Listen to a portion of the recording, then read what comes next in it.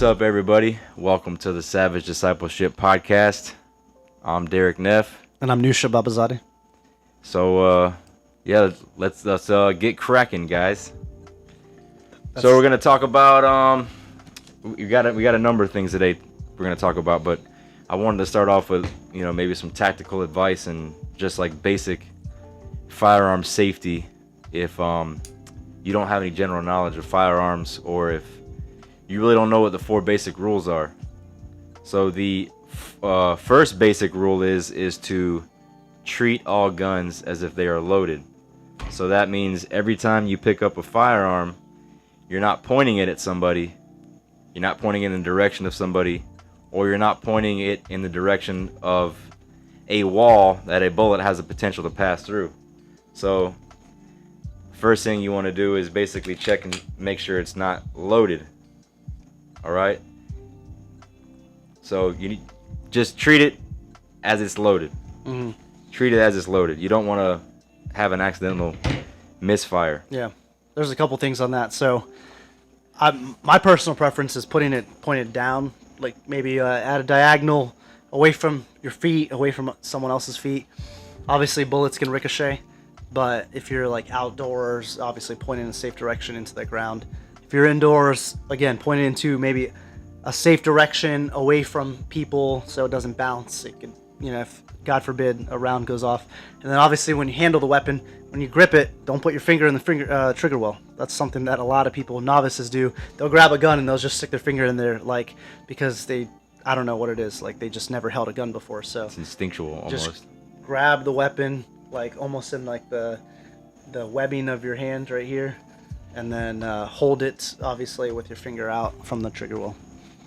Yeah, exactly. I mean, I was talking to a guy recently, and this is actually where I think most gun accidents happen. Is he was getting ready to clean his gun, and he didn't, because most pistols you have to release the trigger, so you have to basically dry fire the gun before you can actually tear it down. So he assumed his gun was clear, but he didn't check it, and he went to dry fire his gun, and there happened to be a round in there, and he fired the gun inside of his house. He said it scared the daylights out of him. But that's why it's important, because what if, God forbid, one of his kids was there, or his spouse sitting in a room in the next room beyond the wall, could have accidentally discharged and shot one of his family members. I know 2 people that have shot themselves in the foot. By doing that? 2 people. Yeah, one in Really? the military, and then one family friend. Oh my gosh. That have shot themselves in the foot. One of them, the military guy, got sent home, and then the other guy. Thing is, it's embarrassing. I mean, think about it. You shoot yourself in the foot. It's not just embarrassment. Obviously, you shot yourself, but then like you have to report that as a accidental. If you have to go to the ER, they're gonna ask what happened. Anytime that like somebody was shot, there has to be like a police report, and they're gonna investigate what happened. Yeah. So you don't want to be that guy to tell the police. And yeah, nobody wants to be that guy. Yeah, I mean, and it just looks irresponsible. Are you supposed to be holding a weapon or wielding a weapon if you're gonna be shooting yourself? Exactly. So the second rule of firearm safety is to never point your gun at something you're not willing to destroy. So you don't want to be pointing a gun, I don't know, I guess you can say, for example, like your truck. You're not going to point your gun at your truck because you don't want to shoot your truck, or especially another person. I'm sure everybody's seen those videos where you get these guys that are going to a range and they think it's funny to point a gun at somebody and kind of laugh about it and chuckle like it's something to laugh about. Yeah.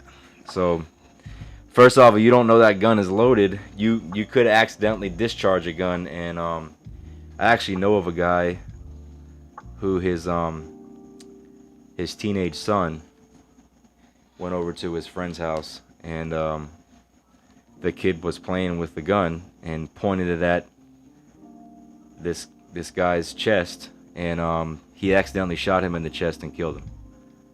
And he was playing around and joking, and he thought it was all funny, and the guy tried to tell him, don't point the gun at me, but he pointed the gun at him again, and thought it was funny and pulled the trigger, and he killed his friend. Shot him right in the chest. Yeah, that's So it's yeah.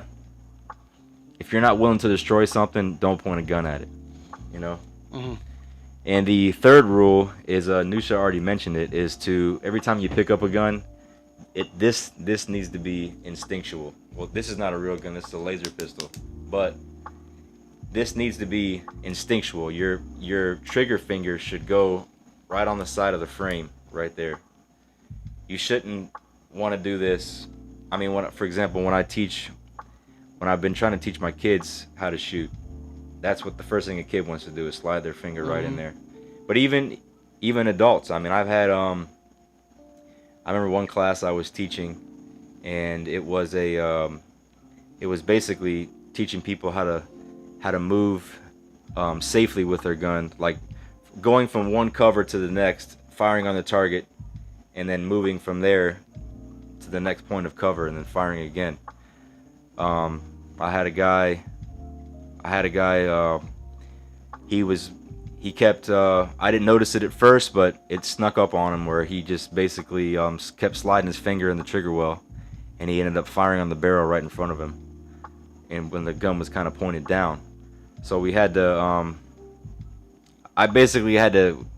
We had to end that moving and shooting lesson to a back to the basics fundamentals lesson.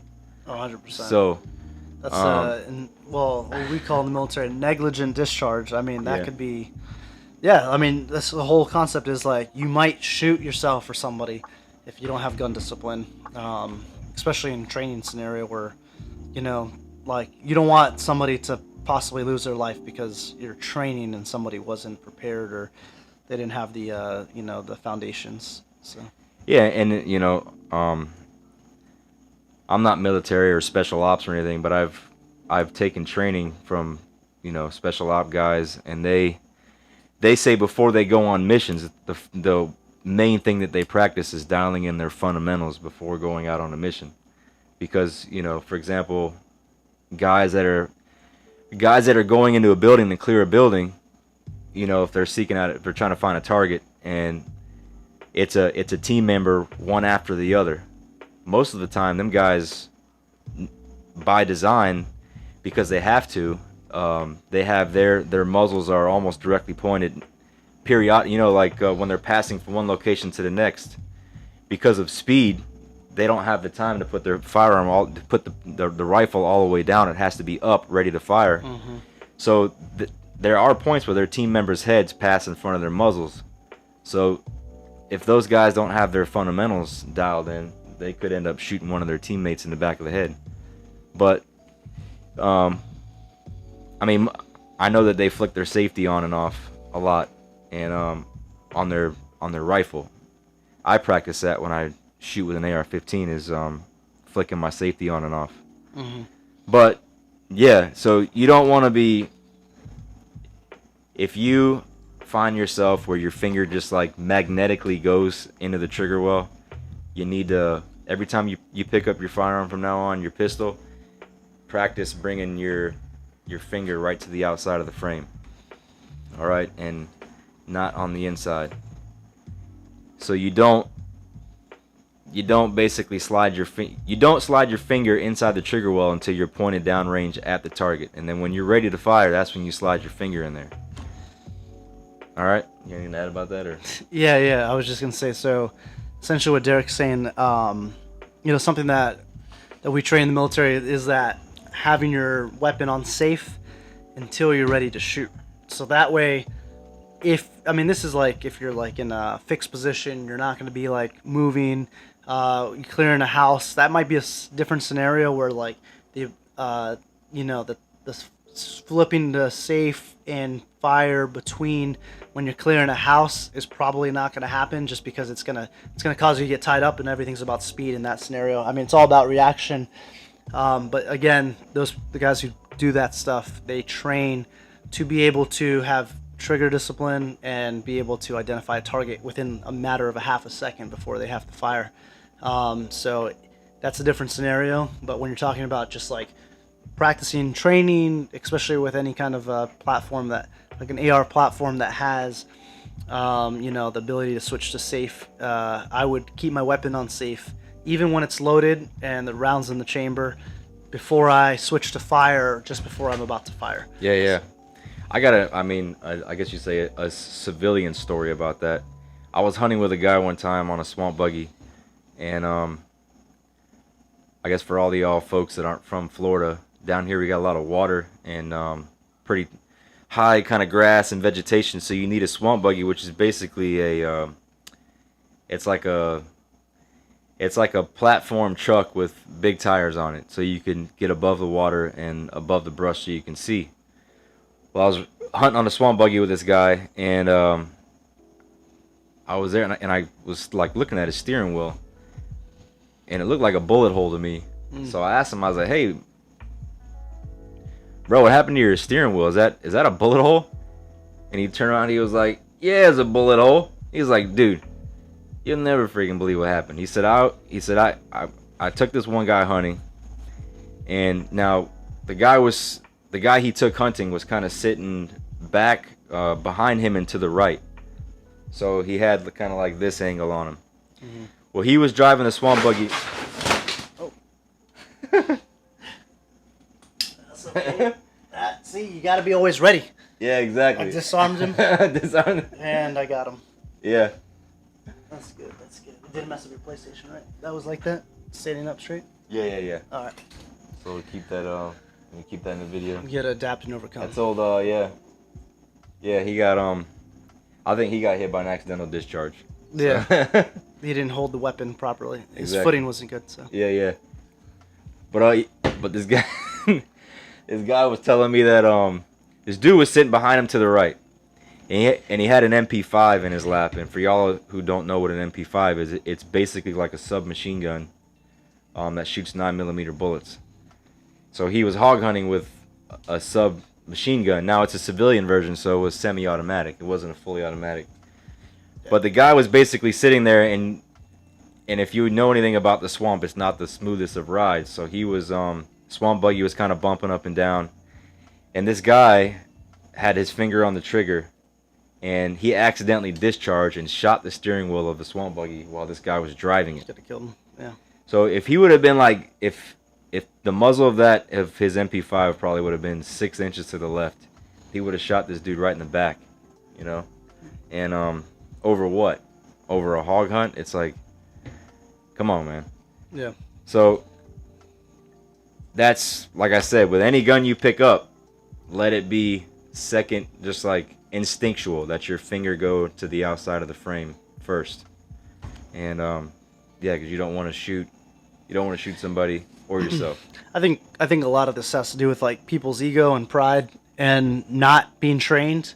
Yeah. I think with the training comes the under awareness, like, hey, like this is like a legitimate thing.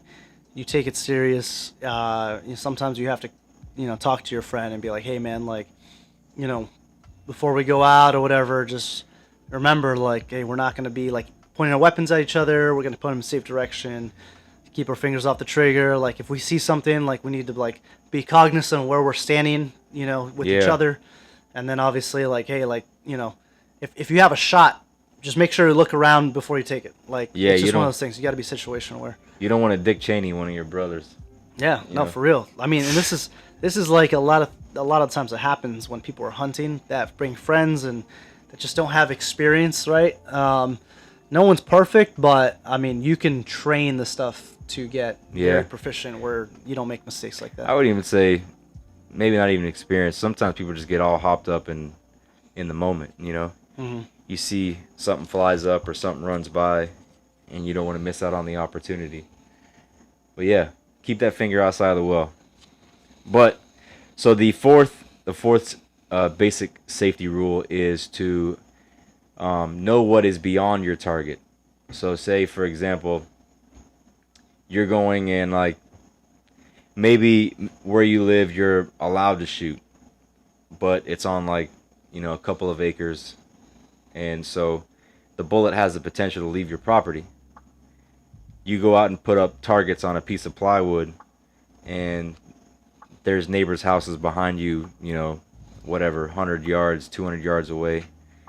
and you start firing at this target that's stapled to a piece of plywood. Well, those bullets are going to pass through that plywood and are probably going to travel a pretty good distance depending on what you're shooting. Mm-hmm.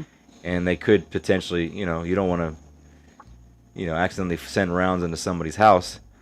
Aside from target practicing, say, for example, you live in an apartment building or a condominium, and your self-defense weapon of choice is an AR-15.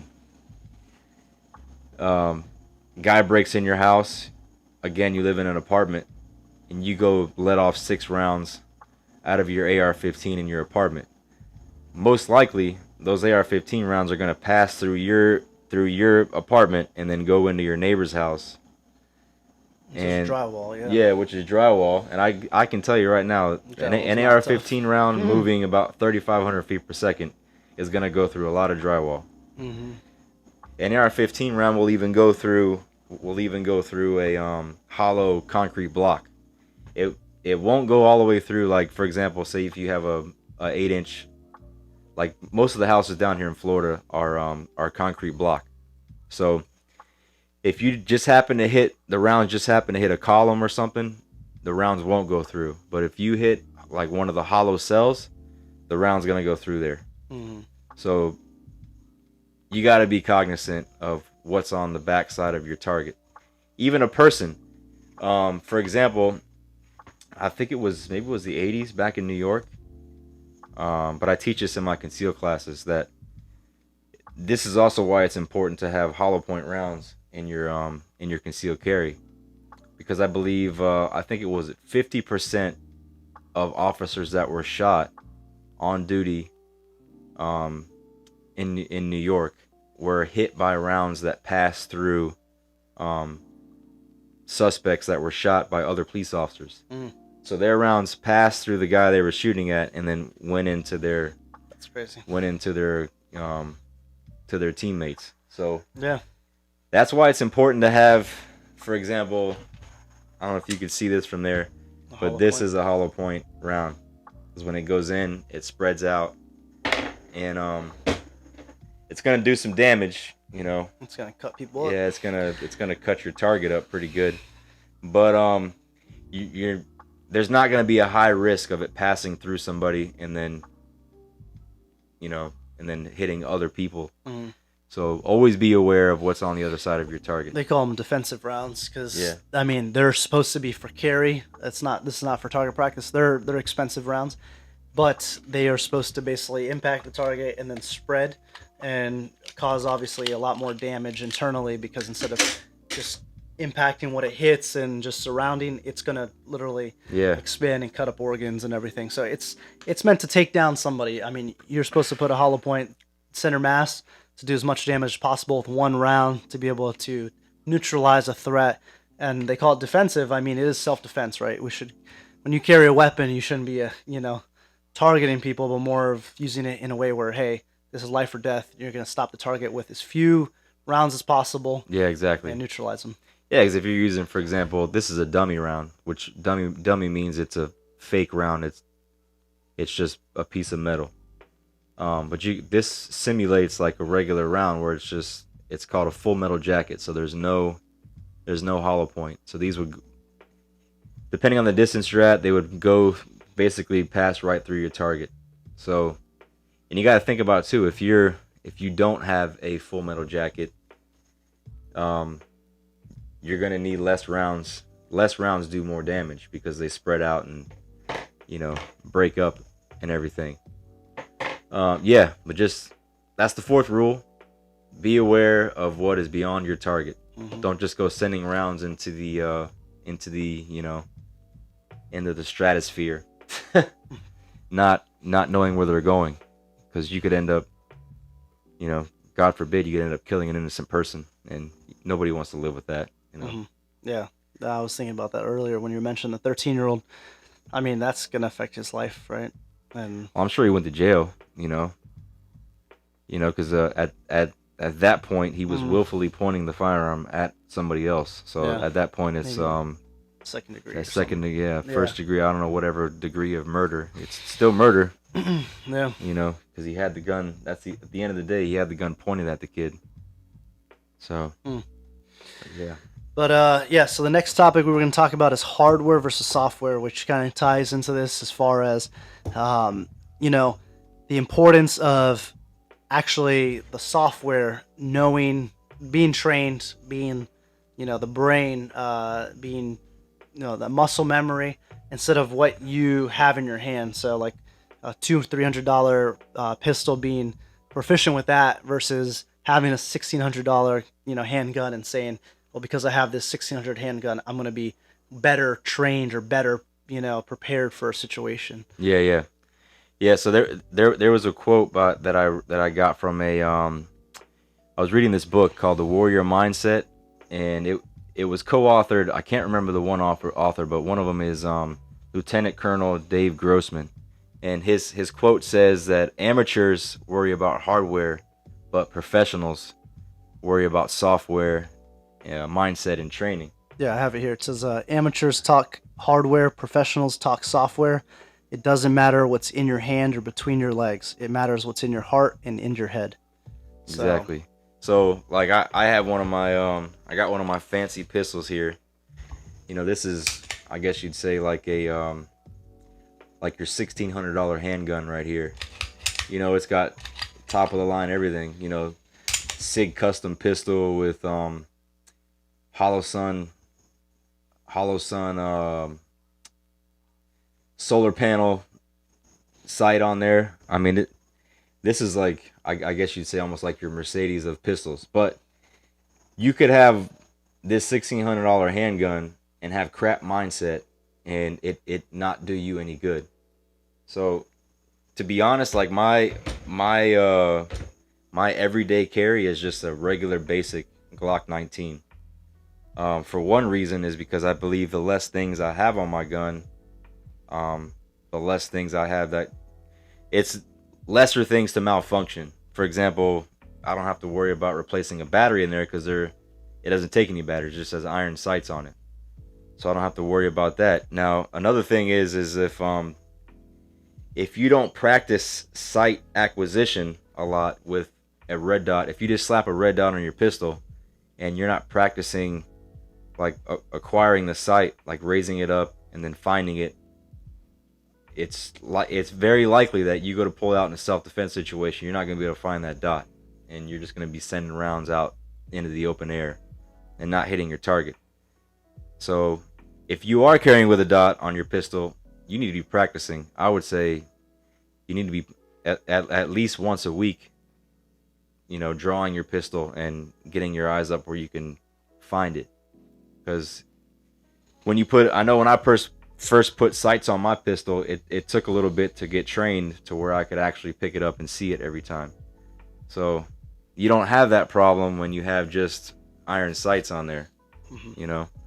You could basically in a moment of distress or to be honest, when your heart hits adrenaline mode, most likely you're going to get tunnel vision and you're not going to be able to I don't believe sight picture. In some instances it can, but it might even get to the point where it's just instinctual, where you're basically just pointing where your muzzle is in the direction of your target. But yeah, so you could have all this fancy stuff and not have proper mindset and just be dead in the water. Like I always think about, say you've got everybody knows that pickup trucks nowadays are like $100,000. It's like pickup trucks are the new luxury vehicles now. Mm-hmm. So you could have, for example, like you got a Dodge, you got a Ram TRX, 4x4. That's one of the sickest trucks on the road, I think. But for example, if you have that truck with all of its capabilities, but if it doesn't have its computer, that truck is worthless. You can't do anything with it. So it's the same thing with you. If your mindset is crap, then you could have a $1,600 handgun and it be completely useless. So you need to have the proper mindset and training, knowing what to do, and just having your mind in the right spot. And that's not always just training. you need to be thinking about the things that can happen in a moment of distress, like adrenaline, Yeah. heart rate. For example, when your heart rate gets to 115, you start to lose manual dexterity. So like, your little fine motor skills start to deteriorate. And around 145, they're like, fine little things like, for example, this right here, hitting a slide release, it's probably not going to work. Yeah. So you need to, or putting a key in a door, all those things like that. Those little fine motor skills things go out the window. You need to have your everything basically set up for handicap. So yeah, I mean, including like your safe, your house having if it's a 5-digit code or 4-digit code, being able to type that in if you needed it, or having a fingerprint. Biometrics is for me. Yeah, fingerprint. Like you mentioned, like computers, like you need to have everything as fail-proof as possible in an event. Same thing with your handgun that you carry. Just you need to have everything in a position where, worst case scenario, you would still be able to fire it, or pull it out of your waistband or anything like that. They have all these fancy different ways of carrying now. Fancy, like the one of my favorite ones is the ankle holster. I'm like, what are you gonna do to get that out? You're gonna do like you're gonna be hopping around. You're gonna be trying to get it out from your. You're gonna have to do like pants. You're gonna do like a jumping jack or something, or like, hey, hold up, give me 1 second. Get down on your knee. You have to like slap back. So if you got a holster, you want it to be like my favorite carry position is an appendix, which is right in front, because I feel it's the most natural. I don't have to reach around my back and like pull up my shirt. It's the closest. You can see it. Yeah, I could pull up my leverage shirt. Your back. And I could pull up my shirt with one hand and grab the pistol with the other, and then it's like presented. So you don't. It's the most natural movement. Those are things to keep in mind too when you are carrying concealed. Yeah. If you like, I've seen some folks that like carry it in a bag. It's like, okay, well, what if you can't get that zipper open? I know there's been plenty of times I've grabbed my backpack, and even outside of a moment of stress, I've tried to open the zipper, and I have to grab the bag with both hands to get the zipper open. So because you grab it and it wants to pull the bag, you have to hold it still, and then you're gonna be fumbling around with that. Yeah, so if you are carrying your pistol in the bag, however your concealed is configured, you need to practice drawing. I would say before you leave your house, if you're carrying it every time. Yeah. So and that's just carrying, right? We're talking about being able to have be trained, right? Your mind versus your body, right? I mean, like, your body's gonna have all these, like, you're gonna be going through the fight or flight, regardless of whether you think you're trained for it. I think everybody has that moment in a scenario, where they start to get their heart rate up, you get under stress, right? And that adrenaline starts pumping through your veins.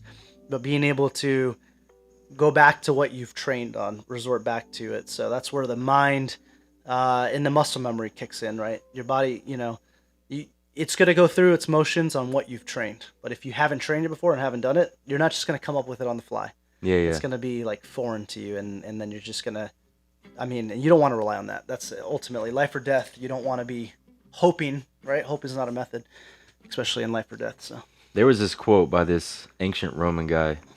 I forget his name, but it says, "We don't rise to the level of our expectations, but we fall to the level of our training."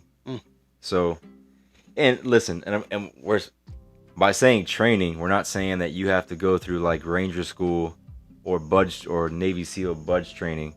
Like, these are simple things you can do at your house, like dry fire. The first step for doing dry fire drills in your house is making sure that your firearm is not loaded, and then obviously making sure it's pointed in a safe direction. But dry fire, you can practice grip, trigger press, and everything in your house. You don't need to go somewhere to get specific, training for that. Especially, I know this is, I always tell people this in my conceal classes, is that it feels really awkward at first, but what you should do is is stand in front of a mirror. I mean, that's why gyms have mirrors, because you look in yourself in the mirror while you want to make sure you're getting your form right. So stand in front of your mirror and practice. You know, there's that statement, slow is smooth and smooth is fast. So what that means is that you basically break each step down. So if you're carrying appendix, you first want to practice putting your hand on your shirt. And then second step is pulling your shirt up. Third step is putting your hand on your gun. And then the fourth step would be drawing it. And the fifth step would be presenting it. So you basically practice each one of those steps slow, and then you kind of build it up. And then once you build it up, then you can get faster. You just you don't go straight to, like, you know, being a gunslinger wide erp to, you know, that's just not gonna happen. If you can build it up slow, and you build your muscle memory, and then it just gets better. But you can do those things at home by yourself. You don't need anybody you don't need to go to a range for that.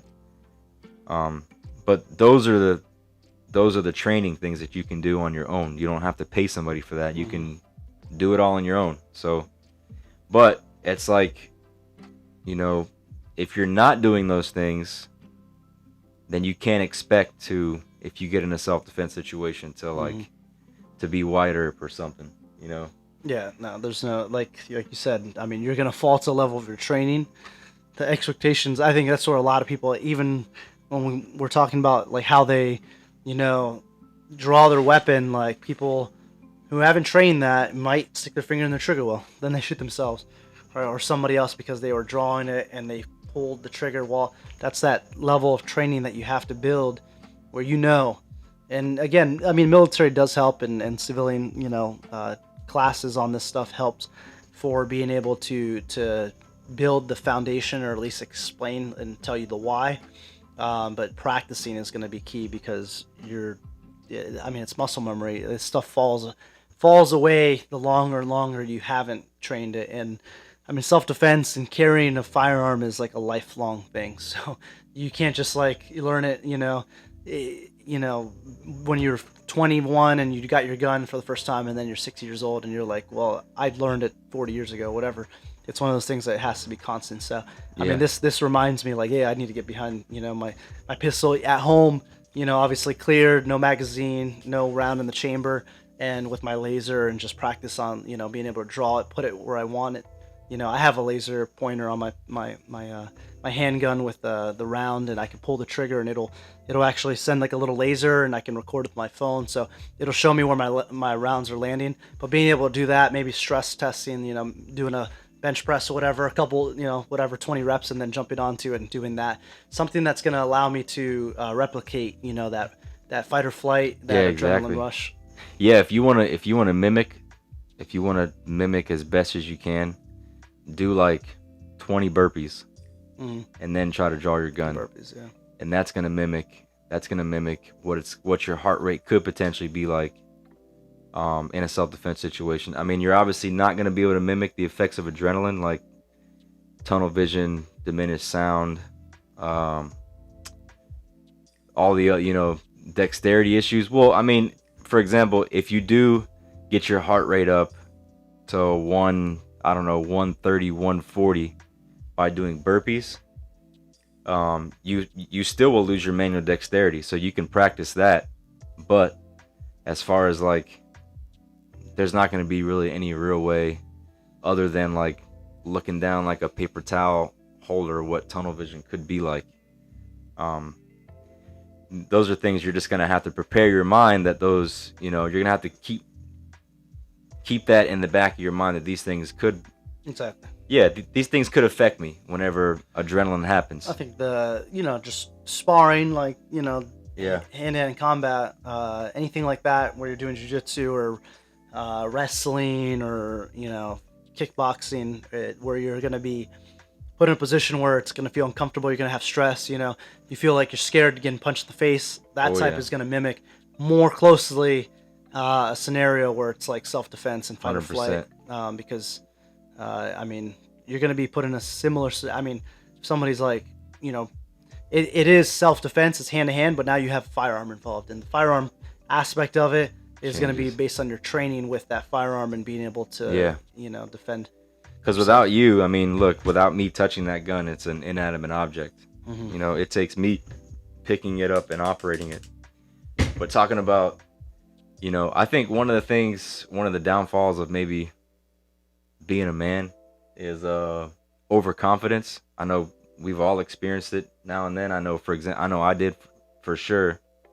Especially like when I first started training MMA, I remember going in there and being like, yeah, you know, I'm a pretty big guy. I'm pretty strong. Mm. You know, I think I can handle myself. And then first few times I went in there, and this is what I like about the dojo I go to, is that we get the opportunity to spar every time we go in there and train. So it's not just throwing air punches and kicks and practicing jiu-jitsu and no actual sparring experience. But yeah, the first time I went in there, I thought I was, you know, pretty overconfident. I'm like, man, I gotta hold my ground, you know. But I was mistaken. Yeah. Next thing you know, like 30 seconds, I'm being choked out, or, you know, I got a few couple of good rocks to the face, and you know, when we're sparring, we're only going 10% to the head. You know, that we're not beating each other up. You know, too bad, but yeah, and if you're not used to being punched in the face, it like immediately does something to you. It really screws with your head. Mm. So if you're not used to being punched in the face, and then you go and start sparring, and you're starting to block shots with your face, Yeah. You're gonna notice that it's gonna change your whole mindset, and then most of the time people get like they get upset and just start throwing wild punches, and that's the worst thing you can do. Is because if you throw a wild punch, especially if somebody who's experienced like MMA or jiu-jitsu, you know, you throw a wild punch, it's gonna get intercepted, and then yeah, you're gonna be probably put to sleep. So, Oh, well, you're talking about MMA, yeah, for MMA. sure. But Oh, I mean, 100%. not everybody's training for MMA. But I Yeah. said all that to like tie into saying, if you are being overconfident in the aspect of like, you're like, oh yeah, well, I carry this gun. This is all I need. So all your confidence is in the gun, which is backwards. Your confidence should be in your ability to operate the gun, not in the gun itself. Yeah. You know? No, I mean, talking about the MMA, yeah, you're right. I mean, so the wild punch is, one, it's going to wear you out. Two, it's a low probability. Three, it leaves you open, right? So Yeah. it's the same concept of holding the weapon like this. If you don't have training with it, you're basically, it's like a wild shot. Your percentage or probability that you're actually going to be able to engage that target is going to be very low. One, are you going to be able to actually put the round on target? Well, one, are you going to be able to, you know, draw your weapon properly and be able to center on the target within a timely, you know, within a certain amount of time that you need to. Two, are you going to be able to put the rounds on target? And then three, you know, again, we have to think about what's behind the target. Are you trained and thinking about all the repercussions of after the shot? Right? Yeah. So there's like, you have to always think, you know, when you're practicing at home and everything like that, your scenario where you're going to actually engage. If somebody were to break in your house, you know, what weapon you're going to use, which I would always recommend a handgun for one. You don't want the rounds from an AR like a 5.56 to go through multiple walls and fire into your neighbor's house. Unless you live on like 100 acres or something. Yeah. You know? Yeah. I mean, well, Or you're you talking about worry an intruder. You're talking about a distance, and then at Yeah. the same time, what's the threat? I think Yeah. if you want to pick up a long gun, I think a shotgun with some turkey shot, because people don't even consider buckshot could very likely go through. I believe I saw a test done one time, and the guy had like, I don't know how many layers of drywall. It was at least like a dozen stacked layers of drywall. Yeah. And you know, not like stacked together, but he had them spaced out, and it still went through 12 layers of drywall. So any standard framed out wall has 2 layers of drywall. So 12 is basically going through like 6 walls. Yeah. So, and there's not very many people's houses that have 6 walls, you know. I guess you'd say like back to back to back. Yeah. So keep that in mind. I do think turkey shot, you know, it obviously has a large quantity of BBs in there.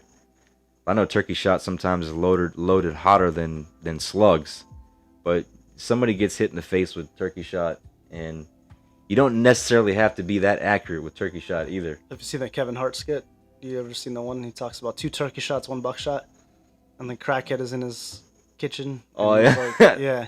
So I mean, turkey. Yeah, it's something that it's gonna stop. It's gonna stop somebody. It's gonna stop somebody from doing whatever they're doing, and possibly, hopefully, put them down to the point where you can save their life maybe afterwards. Yeah. But they'll go to jail. But what Nisha's saying about lights too. A lot of these handguns now, like these handgun lights, have like 1,000 lumens on them. Mm-hmm. I mean, shoot, you blast a dude in the face with 1,000 lumens. He's. I got my home defense with that and the laser, but that light is so bright. I mean, if somebody sees that, if they're trying to like break in or find a way and they see that light, they're probably gonna run. Or you might send a dude into a seizure. Yeah, but if it's the point where like, I mean, it's like pitch black, anytime you turn a light on, in the morning and you're like, groggy or whatever, and it like blinds you, it's that, but like times 10. 1,000 lumens. That's darn near looking at the sun. Yeah, it just basically illumines. You can't even see what's behind it, so it almost like it conceals you. You put that light there. Obviously, it gives them some reference of where you might be, but at the same time, it's so bright that they're not gonna be able to see you and what you're holding and what's behind you. So it can be an advantage. It can be a disadvantage. It's always, the scenario and what, if you're already engaging a target, the element of surprise is out the window, right? You're not really trying to sneak up on them when you're blinding them in the face. You're gonna be basically engaging them at that point. You'll see if they put their hands up and then they've dropped their weapon or whatever, put it down, get on their knees. I think that's the best case scenario, that somebody actually surrenders and puts their weapon down and basically gets on their knees, and then you're like, hey, like, lay down, whatever, put your hands behind your head, and then like you could basically call the police and have them show up with your weapon on them until they show up. That's the best case scenario. I prefer not to kill somebody if I didn't have to, but that's another side of it is, I've heard people say, oh, I'll just put one between his eyes. It's like, listen, if you draw your weapon and you're actively staring down your muzzle of your gun and you're looking at another human being, I can tell you right now, from studies, from psychological professionals and active military and police officers, it's people who have all had to kill people. It's not as easy as people make it out to seem. For example, I know one story I heard of recently where there was a guy who was a firearms instructor, and not even a firearms instructor. I mean, aside from being a firearms instructor, he also competed in competitions, like competitive shooting competitions. So this guy was fast. He was a fast shooter. He was an instructor. He taught people how to shoot. But he ended up, a guy ended up drawing a gun on him in the streets, and he pulled his gun and he froze. Yeah. And when he froze, the other guy shot and killed him. Wow. So he was a guy that was a competitive shooter and still froze up in self-defense, in a self-defense situation, and he, tragically lost his life because he froze. So because he's probably, he's never encountered that situation before. Yeah, I don't think most people, and most people haven't, and that's and even when they have, they probably know what it's like to kill somebody. So it's one of those things that you don't want to live with that. I think everyone has that, like, exactly, that moment where they're like, it's something that's new to them. They don't want to take someone's life. They're, no one wakes up. Most people don't. There are crazy people out there, and we've seen it, that wake up with like, hey, I have to go kill somebody today. But most people want to go home. They want to basically come back to their families. They don't want carrying the weapon. Again, this is more, we're talking about self-defense. Like, this is so that you can stop somebody from hurting you, your family, or somebody else, right? Yeah, you're not actively out there pistol whipping people. So I think I do have a client that actually mentioned to me, he told me personally, I feel like he's been in a situation, because he said the same thing that Derek said, is that when you're confronted with that situation where you have to basically, you have your weapon, and you're about to shoot somebody, it's not as easy as people think, and you're not going to hit maybe your first couple shots because your adrenaline's going to be kicking in, and if you're taking multiple shots, you're probably like kind of missing a couple. That's why they talk about carrying an extra magazine or whatever with you, because it is true, like this stuff, like the performance on the fly, on the fight or flight isn't what the expectation, Yeah. And if you're like, I recommend a book if you really want to know the effects of adrenaline and like killing on the human brain. I'm actively reading this book by Lieutenant Colonel Dave Grossman, and I don't know if you could see it, if the camera focused or not. But he basically he was a former Army Ranger, and after he got out of the military, he went into psychology, and but he basically has studied the effects of killing, and like what happens when a human being is presented with the opportunity to kill another human being, both in war and in just society. And for example, back in World War II, it said in the book that I think it was only 15% of soldiers actually fired directly at the enemy. The rest of them either fired over the enemy's heads on purpose or just didn't fire at all, because they when faced with the opportunity to actually kill somebody, they couldn't do it. So that's how most people are, and that's a perfectly normal human reaction. So just keep that in your mind. You're not gonna. I know a lot of our movies and things like to kind of I don't know what the right word you could say is, like they kind of make it seem like it's gonna be easy. Like we have all these Western movies where guys do these these standoffs, and then first guy to pull his pistol wins. Just all these movies we have with shooting and killing people. It's not gonna be as easy as it looks in the movies. So I'll tell you that, yeah, people think it's easy, and then it's also one of those things that you have to think about. Like I think a lot of that World War II stuff. I mean, you got people have never seen each other before. They are from different places, but at the end of the day, humans are humans, right? We're all all the same, of God under one, one nation under God. Like all humans are a spitting image of God, right? He created us. So ultimately, we don't want to hurt one another. It's innate. It's in our spirit that we don't want to hurt another human being. There are like primal instincts, I think, self-defense and things that we're gonna fight or flight, right? Like it's in our DNA to be able to defend ourselves. That's not something that's ungodly, but there's can we do something? Can we stop the threat without hurting them to the point where it was excessive? And that's the same thing with the military. Like I don't think I've never been trained to do anything outside of the rules of engagement, Geneva Conventions. Like you're going to use lethal force necessary to basically stop a target. I haven't been on missions where I had to go actively like hunt somebody down, right? It's always been like, hey, this scenario could come up. In this scenario, you are given this within this limit, left or right limit, we say, to engage a target. If there's a known threat, the probability is so high that you have to engage them right away without necessarily them pointing a weapon at you. Or if it's, hey, unless you're going to get a weapon pointed at you, that's when you're going to be able to actually fire upon somebody.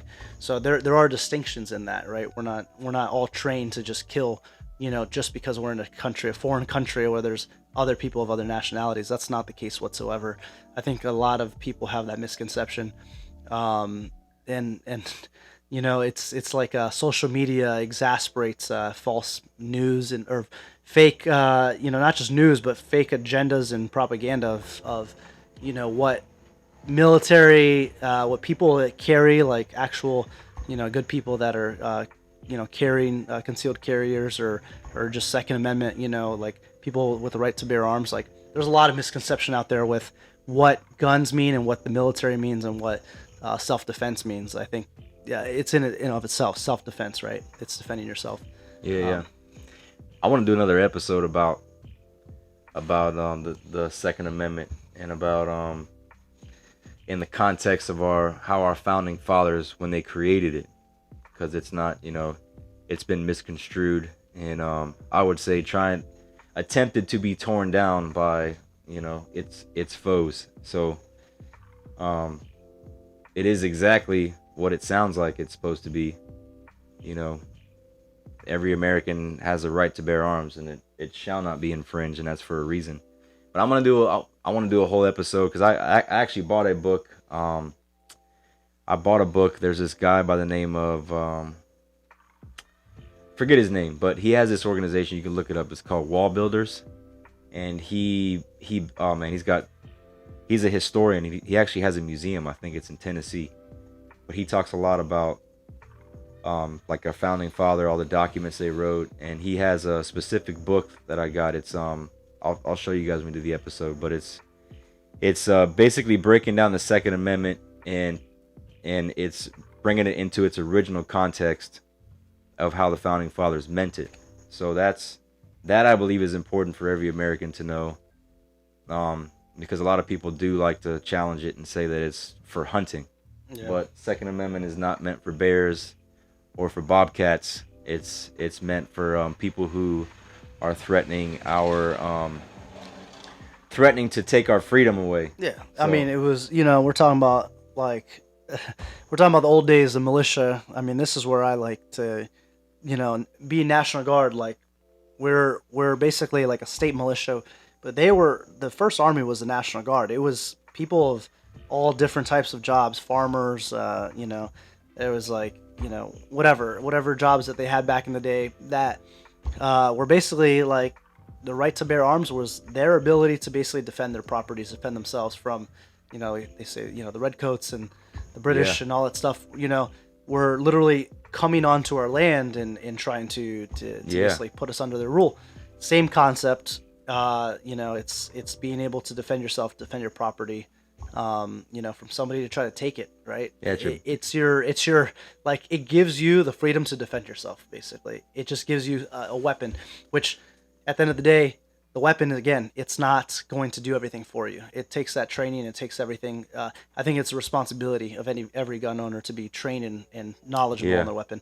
I think 95% of people actually who own weapons aren't. I mean, it's a really strong statement, but I think it's true. Just like a lot of people who say they're Christians, actually don't practice it and are, maybe they believe in God, but when was the last time they studied the Bible, read the Bible, prayed, went to church? I mean, so statements like that are, of course, there's a lot of gray area and what there's a lot of exceptions to that, but it's one of those things where, if you're truly going to say that you're a Second Amendment, ambassador, you have that responsibility if you carry a weapon or have a weapon to be able to, not harm others and defend yourself. So, there was even like an additional document written when the Second Amendment was brought about to like training requirements. So they actually challenged men to be trained. I think men from the ages of 16 to 45, and I'll get deeper into that when we talk about that. And when I break that book out, but the founding fathers even, I think it was one of the presidents, Adams. He was training. He talks about he was training his sons at 9 years old, how to load and be proficient with a firearm. So when they wrote the Second Amendment and they put details in there about training, I believe we should take it serious as well, because. What's the point of having guns if you just don't know how to use them? So I think I think times have changed where it's less. I mean, there's a lot of scenarios where like there's obviously active shooters. There's people out there that are taking advantage of the ability to access and get a weapon or whatever, and that whole mental health thing's a completely different subject.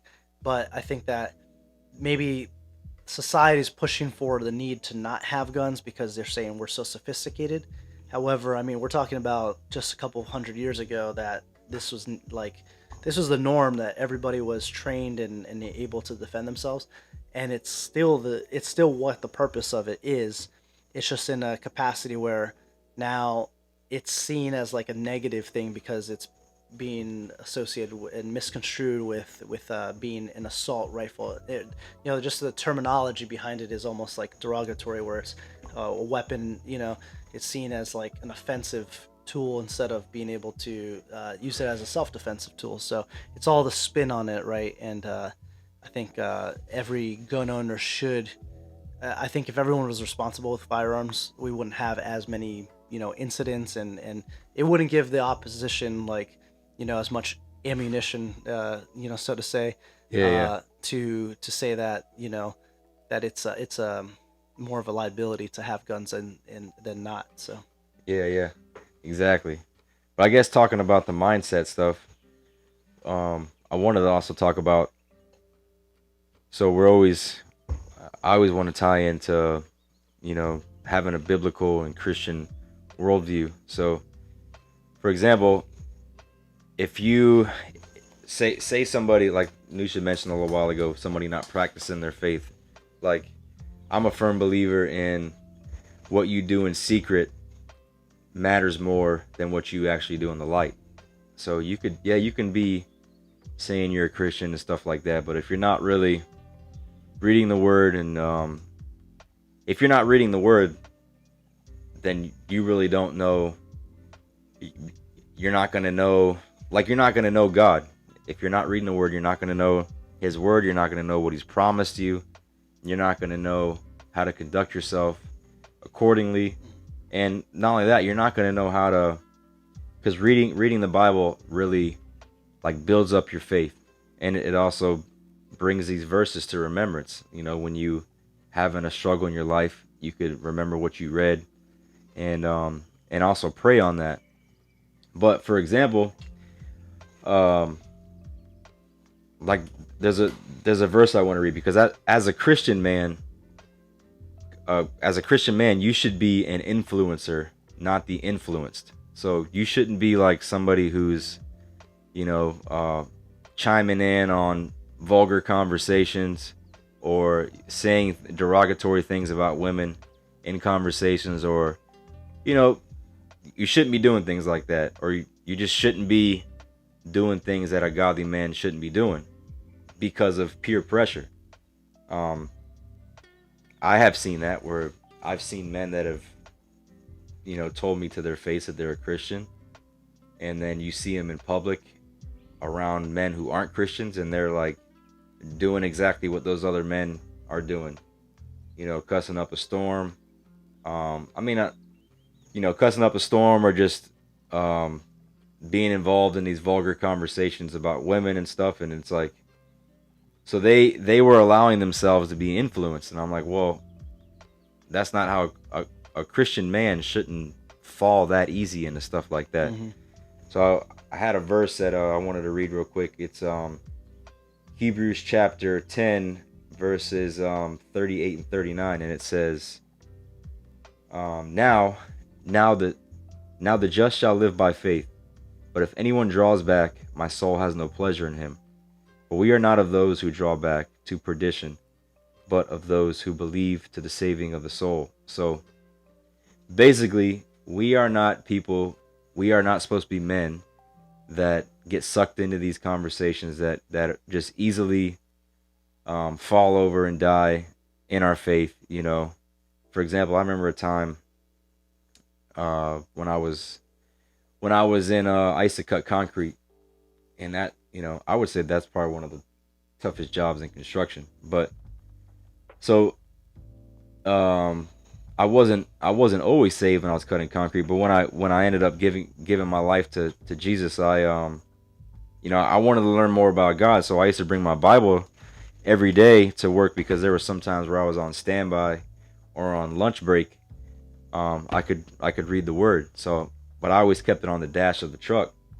So, a few of the guys that I was working with saw the Bible there, and they started calling me Jesus boy. And then, they're like trying to show me naked women on their phones, and I'd like push the phones away. And I remember like one guy looking at me, and he's like, "What the heck, bro? Like, are you gay or something?" And I looked at him in the face, and I was like, "Well, I'm not gay, first of all. But second of all, I'm trying to keep my mind and my heart clean. And it's being disobedient to God and to his word if I'm looking at those things, but it's going to cause me to sin." But when I looked at him in the face and said, "No, I'm not looking at that stuff because I'm a Christian man," he was like taken back by that. And then I had another instance where I was on a job site working with this guy, and he just started going in on me, oh, you're a sissy or you're a gay man, because you don't look at this stuff, and he's like, basically telling me that like I was weak because I was into worshiping Jesus, and like, oh, you're not a man because you do all that. So I looked at him dead in the face and I said, hold on a second, man.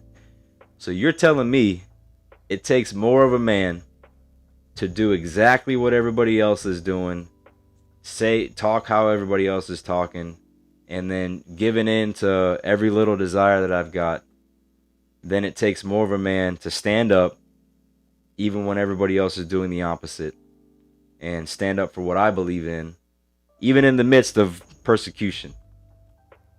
So I asked him, I said, which does it take more of a man to be? And then he was really taken back, and he looked at me and he was like, well, I never really thought about it like that. I'm like, well, I think you should. And then from that day forward, like, I could see that really made an impact on him. And it really got his mind thinking, because, culture, for some whatever reason, thinks it's like they attribute objectifying women and like macho man stuff to like being a man. So, which is kind of funny, because objectifying women and sleeping with whatever women you want to sleep with is like, there's no self-control in that. You're just basically giving in to whatever desire you've got. And the last time I checked, the only ones who really give in to their desires are children. So being a true man of God is obviously having self-control and standing up even when everybody else around you is persecuting you or wanting to do these things that the world does. So I'm just challenging you that if you read your word every day and you're praying, you're gonna be in that, I guess you'd say, in that spiritual self-defense mindset, to when these attacks, however you want to look at them, or these instances where your faith is going to be challenged, if you're reading God's word and you're praying, you're going to be ready for that stuff.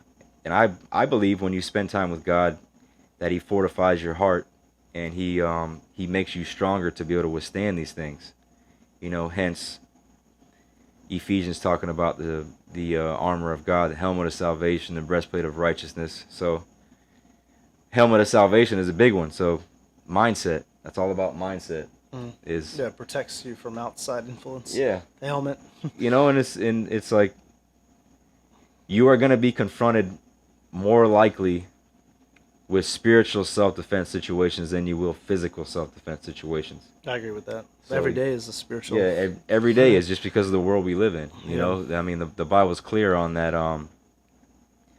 This world is ruled by the prince of the air, by the devil. So obviously we are going to have spiritual attacks and battles every single day. So if you're not strong in his word, and if you're not praying and meditating, that's something good too, is meditating on his word. Not just like banging out 6 chapters. Oh, look, I read 6 chapters a day. It's like, man, sometimes I'll read the word and like 4 verses just resonate. And like, man, I got to park on them 4 verses for like, I don't know, my whole time. Whatever it is, 30 minutes or an hour or whatever. You could park on those 2 verses and just like, that be exactly what you needed. I always see reading the word as like loading a magazine. Like you're loading your spiritual magazine with ammunition for those attacks. Yeah.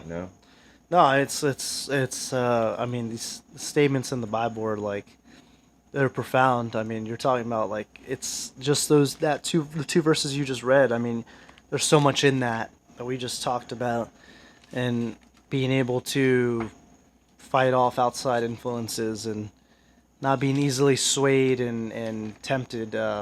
And the way I think you handled that, the second conversation with that second gentleman was, I mean, probably the best way possible to be able to, I mean, he challenged your like manhood, with basically standing up for what you believe in, which takes the most amount of self-control and I mean, it takes more being a man to be able to Yeah. to say no to things like that. It's hard. I mean, I'll tell you, like I've mentioned in the last video, but like in the military, there's a lot of that vulgar conversation.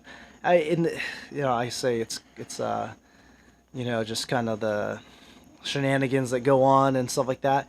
But unfortunately, that's the culture, and the military is just a small percentage of this society that we live in. Anyways, it's the same influence, it's the same stuff that we deal with as far as the civilian side, as far as temptation and everything goes. So there's not it's not necessarily like just because you're in the military, like you don't see what happens on Instagram or in the world, especially when you're reservist. Like you live in the world, and then you still have to perform your duties there. Yeah, yeah. So it takes a big man to be able to stand up and really being fortified and having this in your back pocket, your toolkit. Exactly. Thing is too is, I don't know how I believe everybody should, like, maybe this sounds weird to you, but preach to yourself, or kind of you got to like encourage yourself every now and again. I don't know however you do that to yourself, but me, I almost call it like my inner drill sergeant, where it's like if I'm confronted with a situation, for example, like I've always been like a very non-confrontational person. So verbal confrontation, like uncomfortable conversations, you obviously have a lot of those as an adult when you're trying to sort things out. So those are always, I don't know why. I mean, I have no problem like going to the dojo, getting punched in the face, but for whatever reason, when I have to have uncomfortable conversations, like I have to I got to force myself. So the way I'll preach to myself or get myself ready for that is like, quit being a sissy, dude. Come on. You get punched in the face. You got no problem doing all this manly stuff, but like, what you can't like let words come out of your mouth? Yeah. Like, quit being a sis. Do it. So, just do it. That's yeah. why I wear this. No, I mean, to be honest, at the end of the day, like literally like 95% of the times that I do something that's uncomfortable, I'm just like force myself to do it. I'm like, there's no way, you either have to do or not do it. But most of the situations I'm put in, I have to do anyways. Yeah. So once you get comfortable with doing, and you just do it. Like there's not like any thinking about it, or there might be a thought that comes across your head, but that thought is distracting you and actually making it worse for you in the long run. So having that like I'm gonna do it anyways. Like whatever, the uncomfortable conversation, or like I mentioned before, public speaking. Like I'm gonna have to do it anyways. So why think about it? Why like feel sorry for myself is something that that drill sergeants say. Don't feel sorry for yourself. Like why? Stop feeling sorry for yourself. Like at the end of the day, like that's just wasted energy. That's gonna be taken away from what you're gonna do. Just do it. I know. I remember I heard I don't know if I read it in this book, Jocko Willink, but he said this thing, violence of action. So it's basically if you have something that you're having a hard time doing, you just need to like basically violence not being like physical, like beating something up. It's just like the violence being like, okay, I don't want to do this, I'm doing it. Yeah. I'm forcing myself to do it. So it is what it is.